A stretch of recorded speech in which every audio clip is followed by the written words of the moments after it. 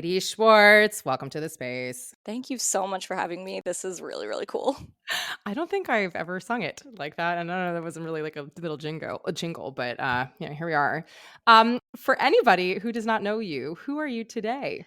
I am a playwright and actor, mostly focusing on plays that have to do with being queer and have some element of magical realism to them. That was never really my intention when I set out, but it has been a consistent in pretty much everything I've written, which I think just says a lot about where my brain is at. Which Um, is where do you think? like somewhere up in the ether, who knows? Like wishing that I was in Middle Earth, wishing that I was somewhere where I could brandish a wand, um Okay. things like that. Were uh you like a Lord of the Rings? I mean, Harry Potter before oh it was a oh problem, yeah, like we're all yeah, of the all my Harry Potter stuff came down. It's gone. it's Yeah, really what a period of my life that was so glorious and fond yeah, that I just have so many feelings about now, yeah, as me do too. so many It's of us. really heartbreaking, and I'm definitely guilty of being one of the people who, when trans folks like very first on Twitter were like, JK Rowling is like liking all this transphobic shit, that I was like, oh, she's old, like Mhm. whatever. Yeah. No, Well, because it's she's a hard to terrible TERF. rewire memory, like, it's Yeah. for so many of us, it was I mean, I truly like, I grew up with that book. It would Oh, yeah. come, and my whole family knew not to talk to me for the 24 hours or less that it took me to read Yeah. it, and then I would emerge again after, like, and we grew up it's just so when it's so etched to your memory, Yeah. it's a hard thing, to rewire or to Well, unlearn or to oh, reassociate. for sure. That's like the biggest struggle. Everyone, like, it's like a communal struggle right Yeah. now for everyone that grew Yeah. up with that. I was also always the same age as Harry. Same. Or Oh, yeah. around, yeah, I guess, yeah, Yeah. mhm. Um, so that made me feel like when I was first reading them, I was like, "Oh, these were written for me." Yeah, yep. Well, I think this is actually an interesting segue to, like, Yeah. if we're talking about, things that happen to us Yeah. and, replaying those things in our brains and, putting names to things that maybe we thought were one thing and maybe were different, or learning something new and having to relearn the way that that works in our lives and integrating all of that. Mhm. I'm curious to throw that to you with the lot of the work that you do has Yeah. to do with that. Yeah. Well, it's funny, on the, most literal level, actually, the first play I ever wrote, The Coward, initially, like, the character in that had this incredibly strong connection to Harry Potter, and there was a lot of, like, parallels drawn between relationships in Harry Potter, um, Mhm. and it was, like, a huge part of the play, and I have just recently, like, that play has gone on to be put up other places, and I've had to I'm in the middle of this, like, huge revision, Yeah. because at first I was like, "Well, maybe I can rewrite it and be like, but now, like, fuck JK Rowling," like, add that, and I was like, "No, it's not enough, like, I don't wanna give her airtime." So Yeah. I'm trying to figure out how to make the play still work without Could you insert a different, series, like the Mockingbird situation? What was that one called? The Hunger Hunger Games. Games, like something on those I'm lines, trying to or figure that out. The whole, like, it was mirroring this theme of, like, betrayal and, like, trusting too easily, like, it's like just honing in on, like, certain relationships within those books. Here I am being Mhm. like, I don't want to give her airtime, and then I'm like, let me talk about her character relationships on the podcast. Um, Well, we can move away from J.K. Rowling. no, no, Yeah, I mean, so you've obviously written about things and you're reworking them. yeah. Um, how else has this idea of, what you thought you knew and then what you relearn or Yeah. what you learned later influenced you? So massively. Yeah, That's sort of the crux of why I think why we're talking today. yeah, agreed. Is this idea of, like, um, I thought things were one way and they were actually another. Specifically, when it's I thought things were black and white and it turns out they're gray. Mhm, Um, Especially when that comes to one's own involvement in certain situations. I I've lived in New York City for, oh my god, I don't know, like, almost 14 years, I think. I just 'kay. had a mini crisis. Just like, sorry, I need to pause and just, like, go cry in the river, Evaluate your life, just, yeah. like, rethink everything. Um, And I, for a little over a year, moved to LA. And while I was there, long story short, sort of started work. Content warning, most likely. Content warning for sure. Yeah. Don't even know what's well. Okay, at the beginning of the play, I wrote about this. I say for content warning, I say powerful man. Like, Mhm. it sort of turns into a joke of like, is that a trigger warning? But I think it is. Like, Mhm. um, so I started working for this man and his sort of group of artist friends. Um, and without getting into like every single detail that would take up the whole podcast, it turns out he was grooming his fans who were of age, but this man was in his, if I'm remembering correctly, like mid to late 30s.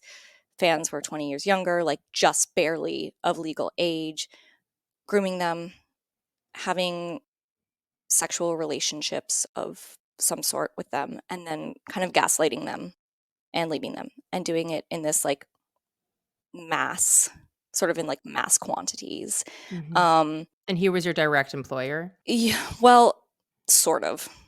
Yes, I guess so. Mhm. It's the reason I'm hesitating is because part of what was so weird about the situation, that's a whole other like can of worms, is that I wasn't always being paid. Mhm. But and there wasn't like a W-2 form. It would be like, here is like $200 in cash. On cash, yeah. Yeah, Mhm. things like that. And so initially I wrote this play that's now called Bad People, which is actually my second play, kind of inspired by this man. But and when I was first writing it, it was all about like being abandoned and being a victim and like realizing someone wasn't who you thought they were. And as I have like gone through my own therapy and my own sort of emotional, spiritual journey and just matured as a person, it's become more of a process of being like, wait a minute, like, at what point was I aware of what was going on and doing mental gymnastics to um, make it okay in my own mind? Mhm. Um, and while it's not as intense as like other people's stories, like folks who are survivors of cults like Nexium, Mhm. things like that, where I'm like, oh, there was like heavily illegal activity going on. So it's not like, oh my God, am I going to go to jail? It's just, oh my God, like I kind of sat there and found ways to be like, no, no, I need this guy, so he can't be bad. Mhm. While highly, not illegal, but highly immoral things were going on. Mhm. And in the context of a massive power imbalance. Yeah. Um, and then that, unrolls this whole process of like, oh my God, am I a bad person? Was I like a brainwashed victim? Like, do I have no responsibility in this because I was just so traumatized and brainwashed? Um, or is it somewhere in the middle? I First of all, thank you Yeah. for sharing, and I wanna name before we even start that, what we're talking about is vulnerable and, um, personal and, for anybody listening, protect yourself if you need to.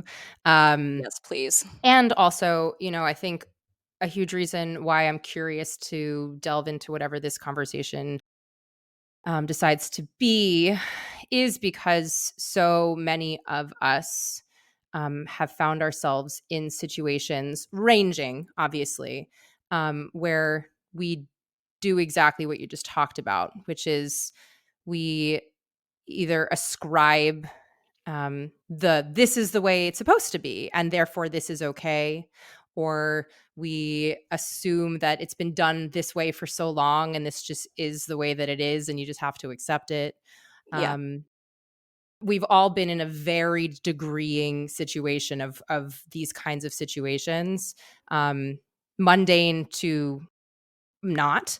Hmm. And I think we don't talk about this as a phenomena of not trusting ourselves, of not trusting our gut, of gaslighting ourselves, um, based off of external circumstances. And so I'm excited to really just begin to talk about that with you, because I think a lot of us feel like we have to think about it and experience it on our own, as opposed to recognizing that people are navigating versions of this all over the place. I'm curious for you as you've been unpacking this experience and putting it into art, which is a very different thing too, how you've been able to gauge your gut and how you've been able to trust your gut. And we can talk about it from when you were in it to now to the creating of it, when you're fabricating, and we can talk about it in any capacity. But I'm curious about the trusting of your gut. That's an incredible question. I love that question. Mhm. Um, and I'm gonna sort of have to like talk it out and figure out Sure. the answer to this as we go. Um, I mean the so first of all, now, like me now, I really trust my gut.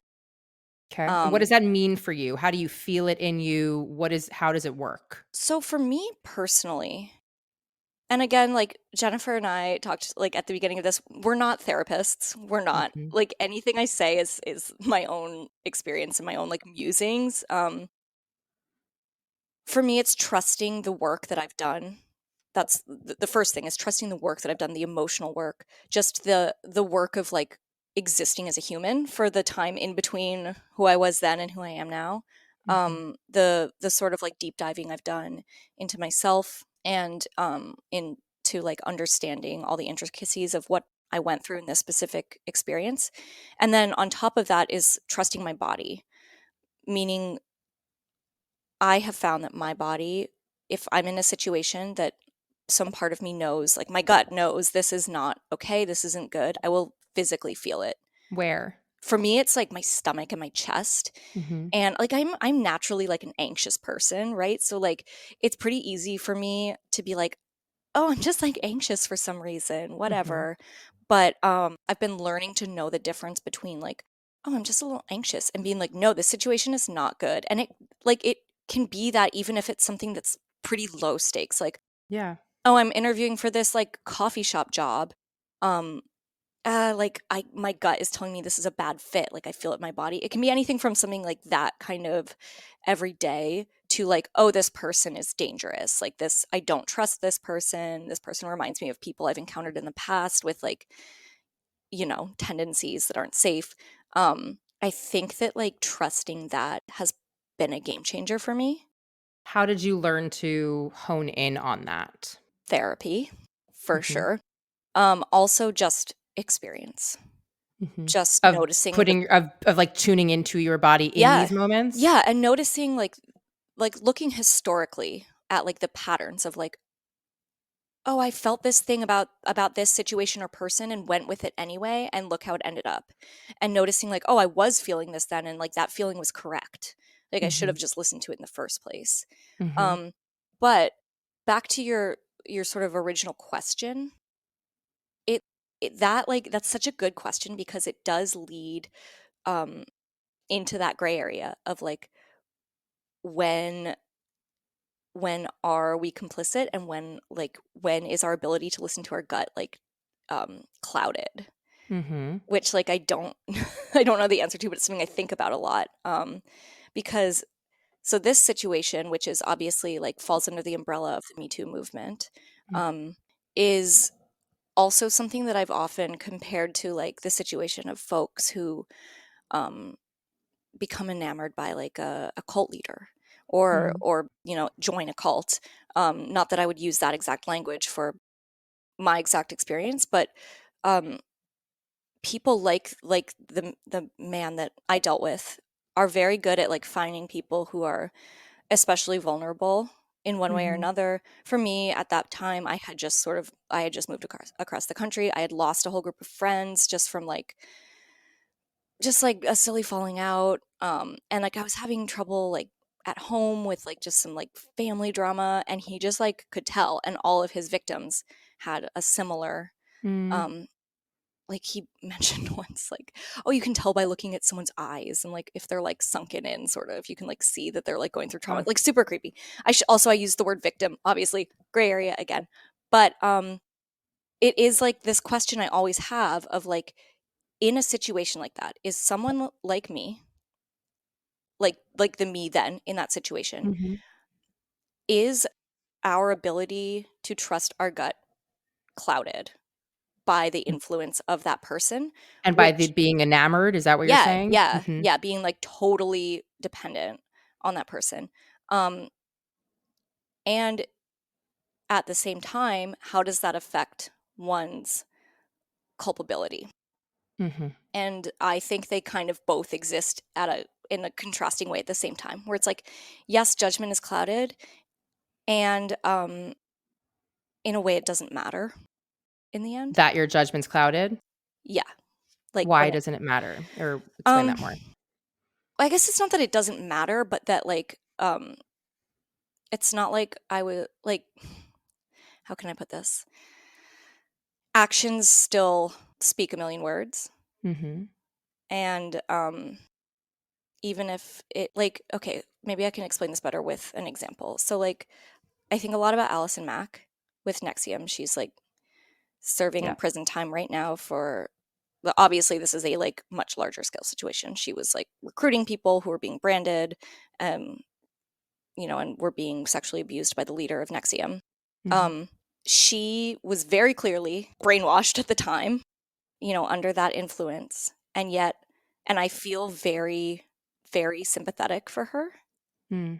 being in that situation and empathetic to a certain sense.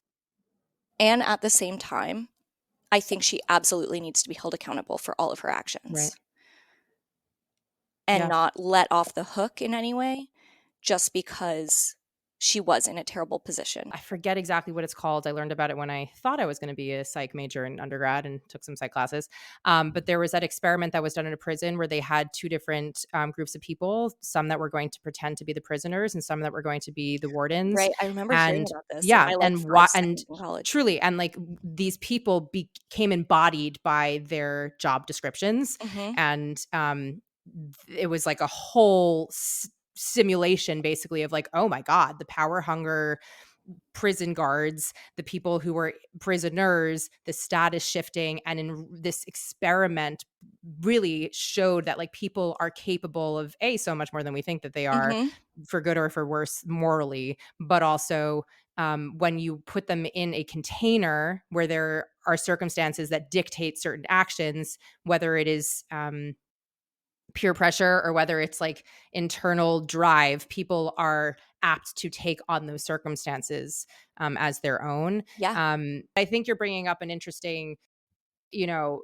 thing around actions still have repercussions, yeah, or they should. and or they should. And it's kind of like intent versus impact. I think about that a lot, where you Yeah. can say something and your intention was super positive, and your impact on a person can be devastating. Well, You and did not go in thinking it was going to be awful, right. but you hurt somebody desperately. And, like, just to sort of, like, give some context to, like, my exact role in this, I'm still unpacking this, but, like, as it stands right now, my feelings are, like, my biggest crime was the act of, like, turning a blind eye on what was going on, which is, like, not Mm, okay. Um, that and things, like, I reference in my play.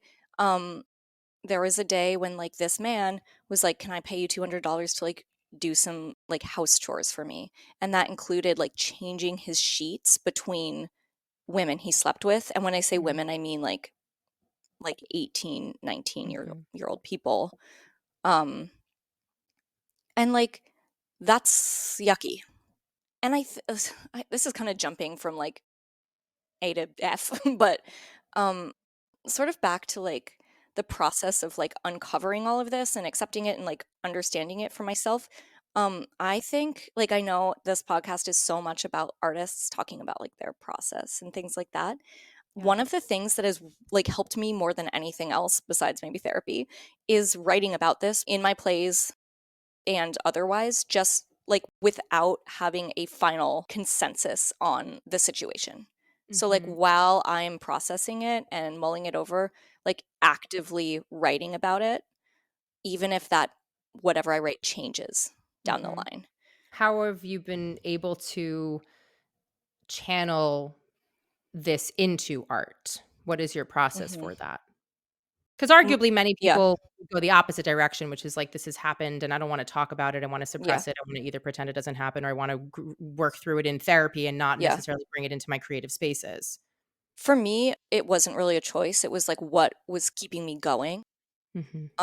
I had and still struggle with, but not nearly as much. Like I had very pronounced PTSD when I first returned to New York after this experience.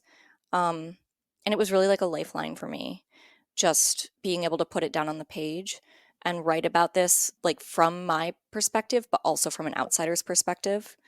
I think that it was a necessary tool, and I can't say it enough, just a lifeline in terms of being able to process.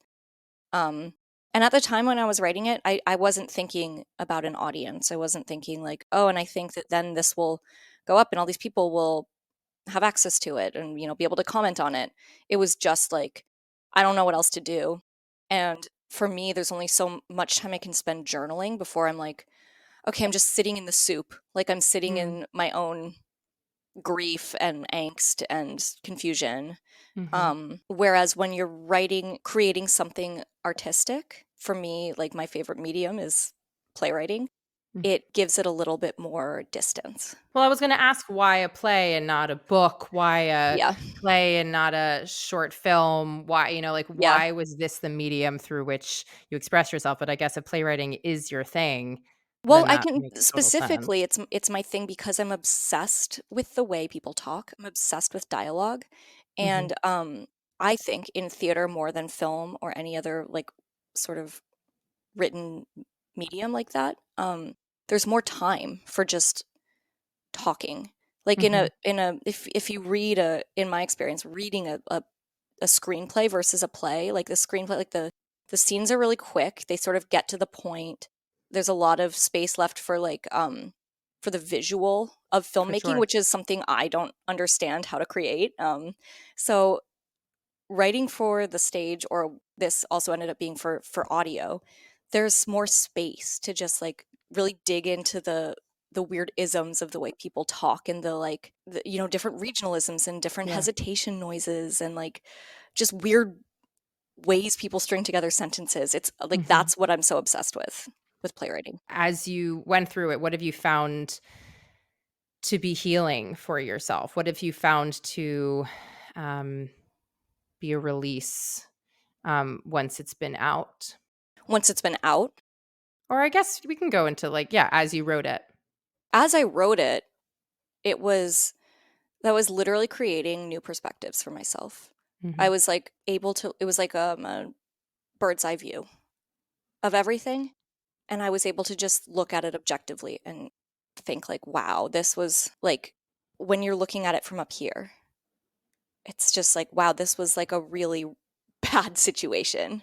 Mhm. And that helped with the grief of, I mean, a big part of my grief and my PTSD was the aspect of like my loss from being sort of thrown out by this man who was effectively a cult leader who kind of made the call that I was no longer a part of this. Um, and having that perspective began the process of me starting to feel like, oh, maybe it's a very good thing I'm removed from this. Mhm. That's sort of like one little snippet of ways in which it helped.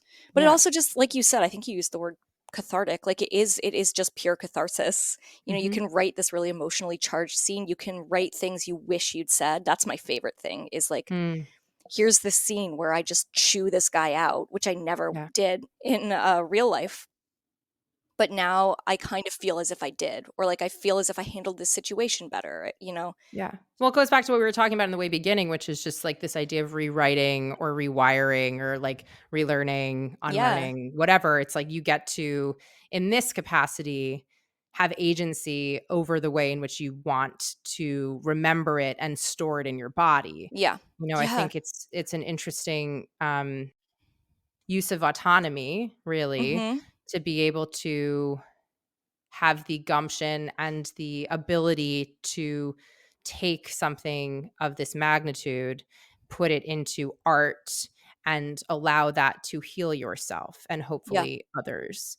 Well, Um, and going back to your question where you said, I can't remember how you put it, but asked about the healing process once it's out and other people are reacting to it and receiving yeah. it.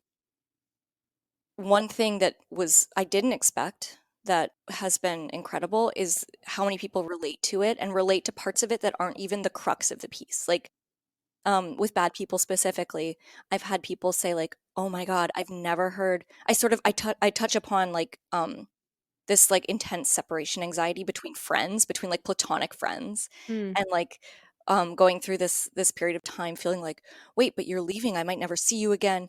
And so many people were like, wow, I've felt that before, and I thought that I was really weird, and like I thought no one else felt that way. I'm like, that's not Mhm. really what this play is about, but that's really cool that people connected with that. And then there were also, bigger things of people saying I've experienced, I've been me too'd in a similar way. I've experienced um, a similar sort of abuse that isn't as easily put into a box. Yeah. Have you found that now that it's out, or you've, used this as a vehicle for you to process, that it lives in you differently? Yes, is the easy answer to that. I thought when I released this that I'd be like, okay, it's done. Like now I can move on. So obviously I keep talking about Nexium. Sarah Edmondson, who's an incredible actor and podcaster Mhm. and a hero for the way she escaped Nexium and helped other people do so. Um, she is one of the people, I don't know her, I've never met this person, but she's one of the people that I was like, oh, I should like speak up more.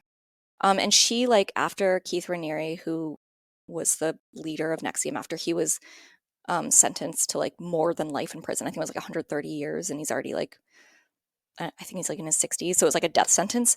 She like posted this picture on Instagram of her just like double flipping off the camera and saying like, "Great, time to move on with my life." Something like that. And I was like, "Okay, I'm going to release Bad People. Like Audible's going to release Bad People, and then I'm going to have my like double bird, I'm done, time to move on with my life moment." And like Mhm. that didn't happen. Like I was like, Mm. "Oh, it wasn't a magic button. Now this is done. Like I'm not affected by this anymore." Um so it definitely lives in like a kind of like, okay, I like released my child into the world, and I released my child being the play. And Yep. I released this like very vulnerable story into the world. Now what? Like that's kind of how I feel. So I feel like a little I keep thinking of this like tippy thing, like a little unbalanced about it. Mm. Also because, I keep referencing like this, I do consider this a Me Too story. I consider it my Me Too story. And it's also not like any other Me Too. Like it doesn't fit into this box. It's like I was not directly sexually abused by this man. I was adjacent to all of like I witnessed, I was like aware of this like serial abuse that Mhm. he was doing. And I was like very much caught up in his cycle of psychological manipulation and um like codependent behavior, and um I like was used, abused, discarded in the same way that other people were. It was just minus the sexual part of it. Well, I think you're And bringing up something interesting, though, which is yeah. this idea of, like, the bystander effect of things. Mhm. Um, and when one witnesses something happening in front of oneself, Mhm. what responsibility do we have to say something? Yeah. And what responsibility do we have to intervene? And Yeah. when is your safety paramount over the other person's, or Yeah. are they the same, and how do you gauge that? These large, huge moral questions that are Yeah. happening in real time, And like of in this case, and I'm guessing it's pretty common, the sort of excuse, I'm doing air quotes, which we know is great for an audio podcast. Um, the excuse was, oh, he's just behaving like a rock star. Mhm, And like there was this sort of communal like, oh yeah, he's just behaving like a rock star. That's what rock stars do. mhm, There's this sort of glorified like 70s rock star image. And everyone was like, "Oh, mhm, it's just that." And I initially and for quite a while was one of those people. I was like, "Oh, he's mhm, just a rock star." yeah. Like Well, this is again, it's the justification. I don't know whether this situation is like the gaslighting of oneself when you know that something's off. yeah. Um, but I guess I'm interested in this idea, though, of people who find themselves on the Yeah. periphery of these situations. And not that I'm not saying you were necessarily, but when it's the action that we're referring to isn't happening directly to you, but you are either aware of it, watching it, privy to it, the sense of responsibility that we have as human beings to do, and I say this in large air quotes as well, like what's right, Yeah. and how that question can also sometimes feel overwhelming to know, um, when you're gauging, again, like your own safety and Hmm. your own biases and your own privilege Yeah. in relation to somebody else's experience. Um, I think it's just an interesting question and a moral quandary that I often grapple with myself. In grad school, I created a solo show literally called The Bystander Effect. Wow. And it's all about my Jewish identity. And on the byline, I guess, is like unpacking the blessings and burdens of a Jewish identity, my Jewish identity. And it's a solo show. And it grapples with that question.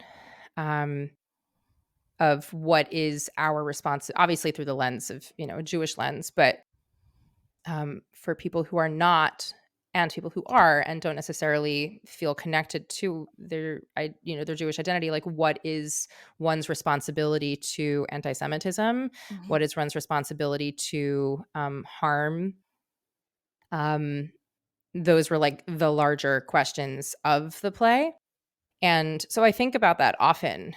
Um, and also how survivors of anything are often um, not believed. Yeah. Yeah. um, and I say like of anything really, and how um, it's very rare and requires a lot of backing and outrage and verbal affirmations in order for some people to actually be heard and listened to. And I Hmm. just think about these things generally as just larger questions of what does it mean to listen? What does it mean to be responsible for yourself and others? What does it mean to intervene? What does it mean to not be complicit? What does it mean to turn a blind eye? What does it mean for oneself when one's experienced something to like gaslight oneself to fit in or to not feel the trauma? I mean, obviously, I'm certainly not a therapist, and I'm also not claiming to answer any of these questions, but I think that these Yeah. are things that many of us, and especially artists who deal with the human condition and storytelling, think about. Yeah. And arguably, it's also like what makes the most compelling of art is when we're dealing with these larger questions. Um, I'm curious for you as you continue writing new pieces, as you potentially rewrite that old piece, as you come to this piece that's being produced in different spaces and having different visions for what it is when it's mounted on its feet. How are you continuously grappling with these large questions as they come up? Well, one thing I'm really glad you brought up is the like intersectionality of all of this. I think you said survivors of any kind, like believe survivors of any kind. That's really what it's about. This is where the gray area we've been talking about all comes together. And it really is that it is a part of the human experience. And it Which is also, which is like, like what is the part of the human experience? of not being believed, Hmm. of not believing someone else, Or of like, oneself potentially. yeah, or oneself, of like, Hmm. and I would venture that it's mostly oppressed people and minorities. I mean, I would pretty confidently say that. Hmm. But also the experience, which I keep touching upon, of looking back and realizing, oh, I wasn't letting myself believe Hmm. people when I should have. Hmm. And I think And that is that there, like, culpability and guilt in that for you? for sure, for sure. Mhm, And there's also, I mean, like moving through the guilt and the shame of, oh, I should have done this or I shouldn't have done this. There's there's like kind of on the other side of that is what do I do next? What do I do differently?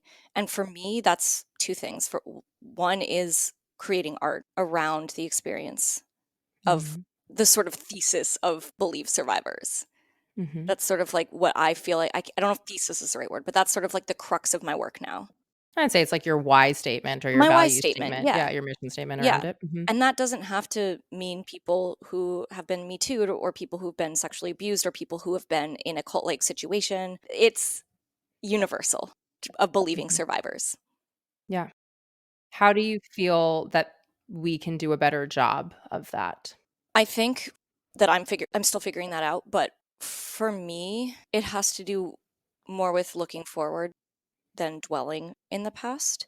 So with my own experience, like there's I wish I'd handled it differently. I wish there were things that I had been capable of um emotionally. I wish that I could rewrite how everything happened and go back and like kind of be a hero about it, and like I just can't do that. So for me, it's about moving forward and using my own bad experience to motivate me to like help prevent as much as I can that from happening to other people, especially people in vulnerable situations like I and the other victims of that same person were in, which you and I have briefly touched upon, this idea of parasocial online relationships, and the power imbalance there and how that creates a Explain for danger. anybody Oh, yeah. listening what that is. So I wish I had a more concise definition, but a parasocial relationship is basically a one-sided relationship, meaning say that you're a famous YouTuber, Instagrammer, influencer, something like that,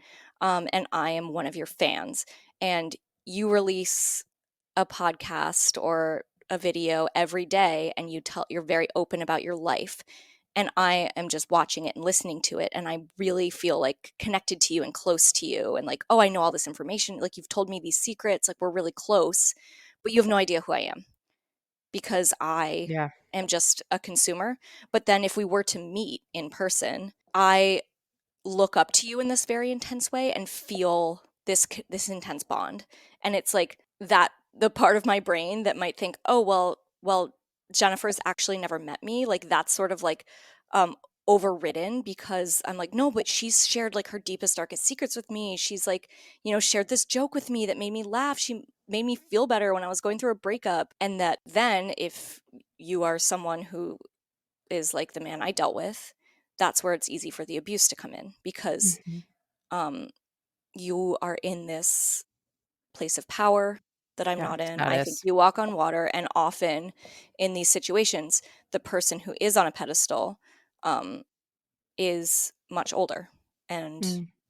then like the the fan and the consumer is a child or a teenager or someone who's in a very compromised, vulnerable situation.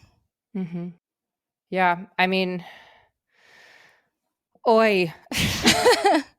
Yeah. Uh, it's such a slippery slope to be talking about any of this because it's like there's so many examples, there's so many stories, there's so many circumstances, um, to refer to call back towards, um, and it's just I think unfortunately, especially with social media too, which has its perks in this way also of like spreading truth, depending on how Mhm. people define that, and also people having a platform to actually share what's happened to them if they choose to in a way that, 10, 15 years ago was a lot harder. Yeah. So it's this double edged sword of news travels really quickly, as does fake news. And Yep. then, truth and people's stories also travel really quickly, which spreads awareness. Um, and so it all feels really rampant. Yeah, that's the perfect Uh, word for it. the noise of which much of it is really problematic and needs to be listened to, but it goes back to what we were talking about of the listening, and I guess I'm Yeah. curious for you, how do you protect the heaviness? How do you protect your joy? How do you protect the levity? How do you come back to finding happiness and positivity without it being toxic, obviously? But Yeah. how do you come back to those things when it all really feels dire and overwhelming and relentless? You mean in the context of this? like what we were just talking Sure. about with. In the context of this, and also generally for you as a human, when, Hmm. if you are dealing in these darker, heavier, deeper traumatic memories Oh, and I see what you're creating asking. art in that Hmm. fashion, you are immersed in that. How do Hmm. you come out of it? How do you counterbalance that? How do you remind yourself of all the parts of your humanity? I think a big part of it for me has been allowing myself to fully feel the weight of the dark feelings that come out of this. Um, because in my experience, trying to push them away and like choosing happy has been toxic and has been just ineffective. Mhm. Um, so creating space for those feelings and like honoring them, um, because they are a part of the process. And then while allowing them to exist, also taking time to actively experience joy. And by that, I mean doing things that feel like play, which What for feels me, like play to you? Yeah. well, for me, it's probably going to be very specific for other people, for each individual person. But for me, a lot of it has to do with my, I do aerial silks. Cool. And like, it's getting back into my body by doing aerial silks and surrounding myself with that community. It's also being outside and being with friends who can just be like supremely goofy. Like doing Mhm. something really stupid. And I don't mean like reckless. I mean like, let's sit around with our friends and like make butt jokes, stuff like that. Like that for me is the opposite Yeah. of the darkness. Well, I think it's coming back to your humanity, right? I Yeah. think if we're talking about the human condition and you are brave enough to be delving into the darker parts of what it means to talk about the human condition and experience the human condition and the the less shiny and more in the darkness, you know, parts of what it means to be a human. Yeah. You can't just tell those stories if you don't have or know the opposite, Hmm. which without, the faking of it, just what is happiness, what is joy, what is feeling alive and connected. I think about that so often with art and young artists that I, coach and in master classes that I teach. And it's always like, well, how do you, how do you keep things alive and how do you stay grounded and what's self care? And for me, that's actually not the question. The question is like, how do I come back to my humanity? How do I center myself? How do I find me? And that is, as you kind of said, like for me, it's nature. For me, it's mountains, my dog, Yeah. My new cats. things. Exactly. And if I don't give myself time to be in those spaces and experience those things for myself, I'm unable to bring myself as a full artist because I'm robbing myself of the full human experience. I can't only tell hard stories with hardness. I need to, I need to be able to color with many different colors, not because I want it to be pretty, but because that is what it means to be a complicated person on this planet who experiences a lot of things that are in conflict with each other and are in contradiction with each other. And to be able to really build a life that is full so that you can not just sit in the dark when those things are really heavy. Um, I think is a helpful reminder, especially when it's heavy, to do one thing for yourself that brings you joy. Glennon Doyle, as I referenced so much on this podcast, has an episode all about delight and how you can, like send her and her dad for a period of time would like send each other texts of one thing that delighted them in the day, or like what are ways that you can be really purposeful about sharing delight, which is a different word than joy, like what excites you, what fills you with giddiness. And I think those things are really important to bring into our lives, especially when we are going through hard times. And it can be really hard to do that when it's hard. Yes. I really like that word delight because joy is kind of shrouded by this like toxic positivity. Which is so thing. annoying because all these words just keep getting commandeered. I'm just, Yeah. it used to be like the word authentic. I used to love that word. And now it's like Yeah. find your authenticity. I'm like, what You're does like, that even no. mean? And that's been shrouded. Self-care, what does that Yeah. even mean really anymore? That's Yeah. shrouded. Like all these things have been commandeered and commercialized and Well, capitalism and like takes everyone them. pairs it with the word choose, like choose joy, choose happy, Mm, choose. Oh, gratitude is another one because like I like gratitude has been such a big thing for me, but like that yeah, word is now same. awful.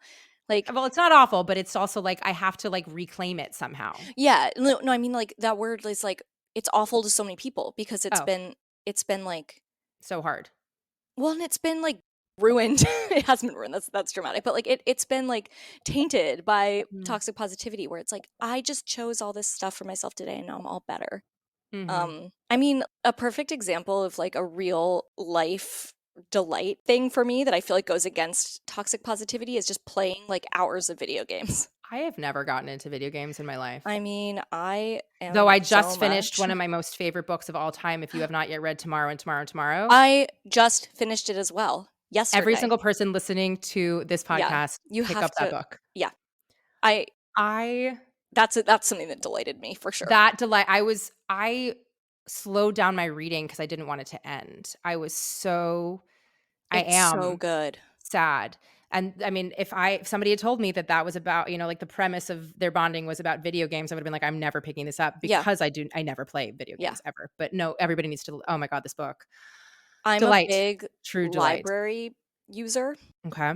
like loyal library goer, and I checked out Tomorrow and Tomorrow and Tomorrow from the library, read it, and I need to actually purchase a copy I because I just have, like I yeah. need it in my Mhm. house. Yeah. I am an old school physical book reader. I have yet to Yeah. transition into a digital situation for that. I like the earworming. I love to highlight when I can. I love being able to like visually see where I am on a page and whatever. So one day I'll, save a tree. But um that book, yeah, it's incredible.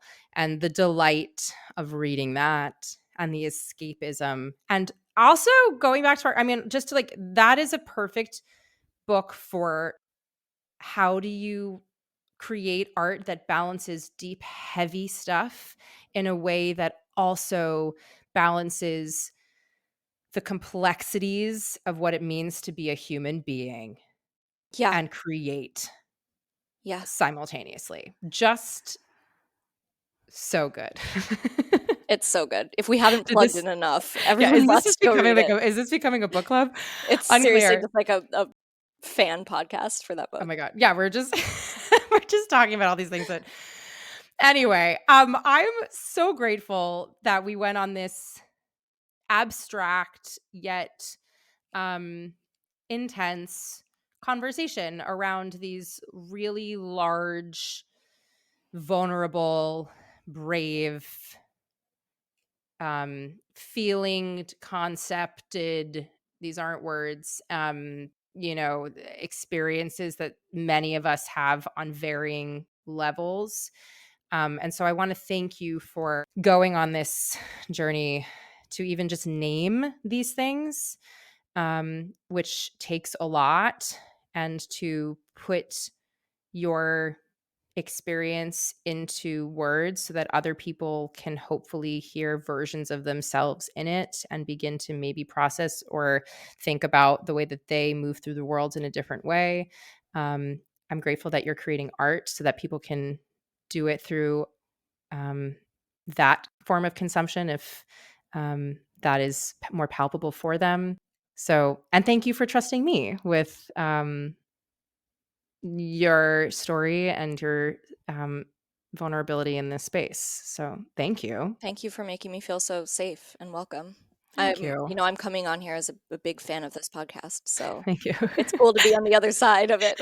Yeah. Well, for anybody who wants to read your work, who is more curious about this story, who wants to work with you, where within your boundaries is the best way for people to reach out?